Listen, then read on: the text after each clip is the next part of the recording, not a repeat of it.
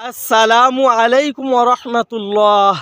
প্রিয় দিনী ভাই ও বোনেরা, আজকে আমি আপনাদের সাথে একটি গুরুত্বপূর্ণ বিষয় আলোচনা করব। ভিডিওটি সম্পূর্ণ দেখার চেষ্টা করবেন ইনশাআল্লাহ। সেই বিষয়টি হলো মুসলমানের হক কয়টি ও কি কি। একজন মুসলমানের উপর অন্য মুসলমানের জন্য 6টি হক আছে। নাম্বার 1, দেখিলে সালাম করা।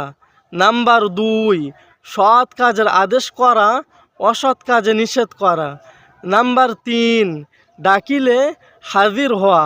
নাম্বার 4, মুসিবতে সাহায্য করা। নাম্বার 5, হাসির উত্তর দেওয়া। নাম্বার 6, ইন্তেকাল করিলে কাফন দাফনে শরিক হওয়া।